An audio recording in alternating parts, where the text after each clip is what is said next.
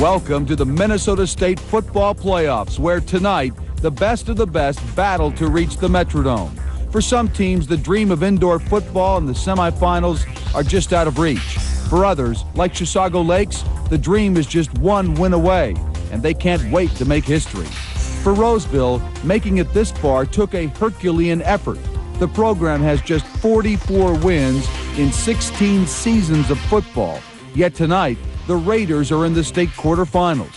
Greg Betlock, the great Eden Prairie running back, broke his foot last week, so he'll watch from the sidelines tonight. But you can bet the defending state champion Eagles will continue on without him. Their road to the Dome goes through Hastings. Blaine has maybe the state's best defense, but did they rise to the occasion tonight against a quickly emerging Maple Grove? So many questions, and we have the time to answer them all. So stay tuned. The Prep Sports Extra, live on PAX TV, is up next. And to Hastings we go. Greg Betlock, the star running back for Eden Prairie, on crutches tonight after breaking his foot. Hastings takes advantage. John Schumann, Nick Harris, 35-yard TD strike, and it's 10-0 Hastings in front. Second quarter, Matt Bykowski to Eric Anderson. 6-yard TD pass, 10-7 Hastings at half. Third quarter, Schumann goes to work again. This time it's Harris again. 30-yard gain across the middle, and the Raiders are on the move. It sets up a 1-yard TD run. John Majeski, Hastings in front, 17-7. Are you kidding? Could this be the upset?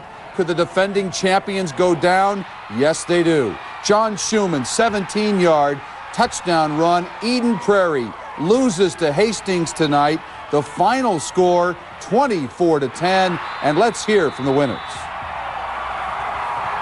I would call us an upset. I had confidence in the guys. We came out and we knew Eden Prairie would be good, and they were. They played us tough.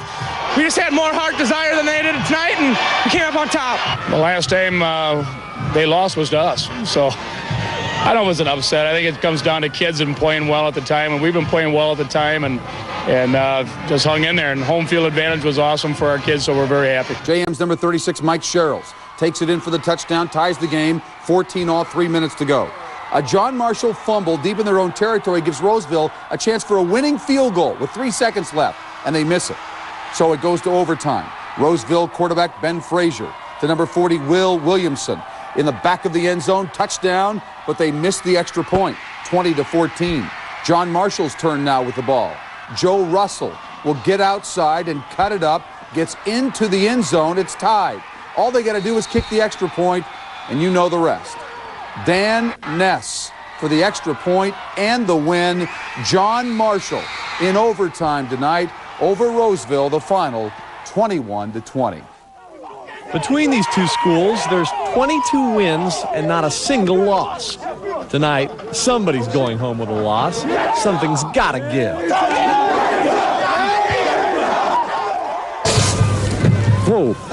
This is my ball, man. It's not out. It's mine. No way, man. I'm not. This is my ball. Let it go, dude. This is my ball. It's the home team making the first move, and how fitting number 1 leads it off. Kim Sarin hits the hole and shakes the Alex defenders down the sideline. This run is 48 yards in all, and the Raiders are knocking. A couple plays later, it's the senior Sarin landing his helicopter into the end zone. 7-0 Cretin. Something's got to give here. I'm not letting go. Hey, check out the cheerleaders, dude. No way, Perk. I'm not falling for that. Check them out. They're right behind you. Not going to fall for that one. Darn it. Alex shows some pretty good resiliency.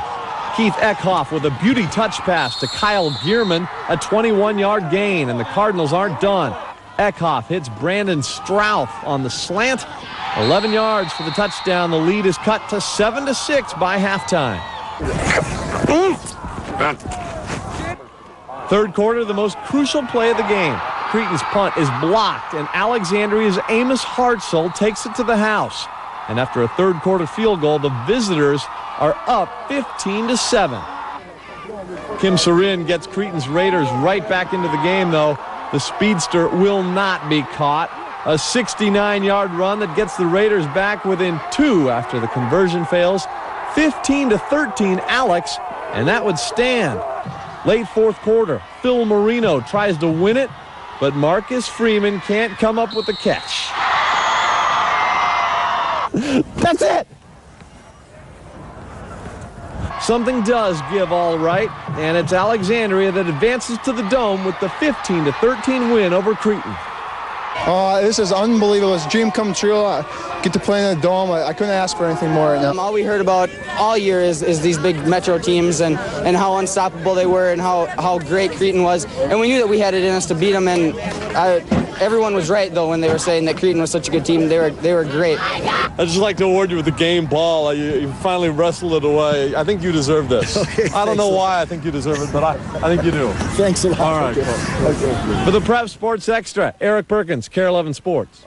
Blaine will get Alex next. They beat Maple Grove. Highlights from this game tonight. Blaine fans are fired up, and why not? Second time against Maple Grove this year. Tony George to Stephen Moore on this pass play. Tony George has had a great season for Blaine, and it would set up a touchdown. A George TD pass to Jerry Millen, and Blaine would take the early lead, score 7-0.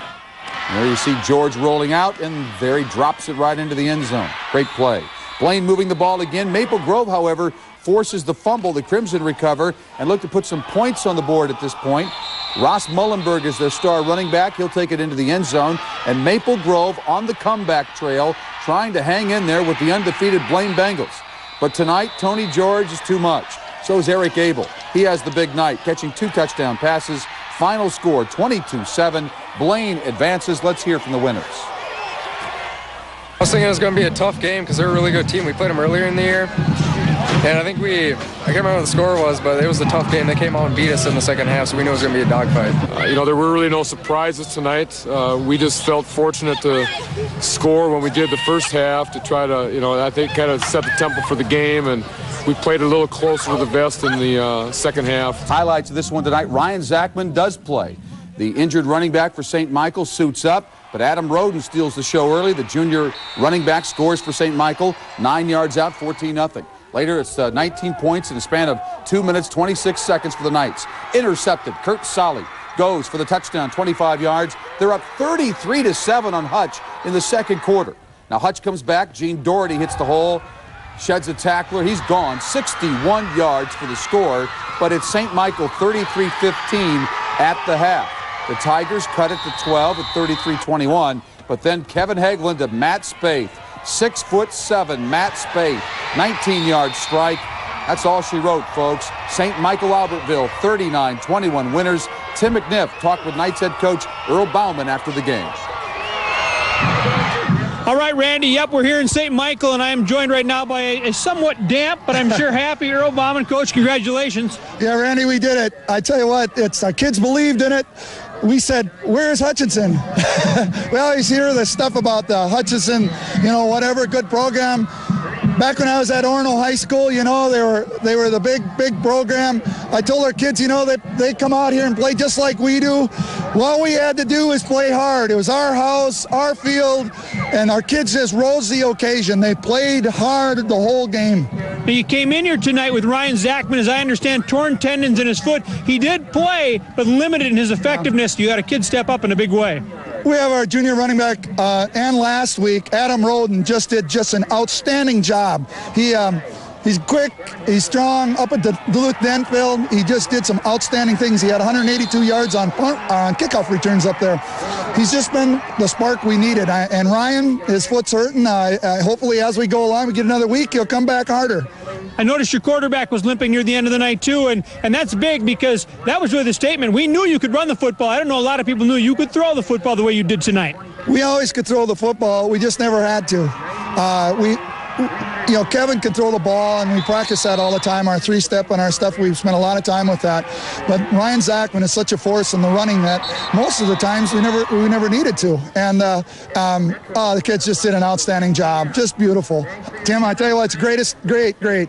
2 programs of this stature, did you ever see yourself having that sort of a commanding lead the way you did in the first half? No, that turnover where Sully ran that touchdown in was really big. He threw it to us. Then Matt got another, Spaeth got another big interception. Again, he sits in the middle at 6'7". You can't stop him. You got to throw it over him, and that's a big person in there. Well, big night for the St. Michael-Albertville Knights. Congratulations, seeing the Dome next week. Well, that's super. Excellent. Yep. Nice job, Earl. Yep. There you have it, Shade. That's the story from St. Michael. The Knights are headed to the Dome. Let's send it back to you. They were there last year as the 3A runner-up. They move up a class into 4A. and they're undefeated. Congratulations. Well, Detroit Lakes is on deck for St. Michael. They beat Holy Angels tonight. The Lakers are tournament tested. They play 5A schools during the regular season. Quarterback Reed Mankey gets it done here. 44-yard touchdown, cutting it back against the Stars, and it's 7-0. Garrett Raybone will add another short TD a little bit later. Detroit Lakes taking the lead at this point, 13-zip. The Stars would come back. Marcus Fitzgerald, watch him go on this play, 32 yards on this touchdown run. But it wouldn't be enough tonight, even though they cut it to 13-7. Detroit Lakes takes over from there. They win this game, 27-14 the final, to advance in the State 4A playoffs. Red Wing, the Wingers have some great football fans, and tonight they were treated to a big game, a big win over Chisago Lakes. Tate Ploss to number 92, Kirby Miller, off the great play fake, 28-yard scoring strike. Red Wing beats Chisago Lakes tonight. Final score, 38-6, to advance to the state semis. Mankato East Cougars look like they're the top team in 4A. Craig Dahl, what a night for him.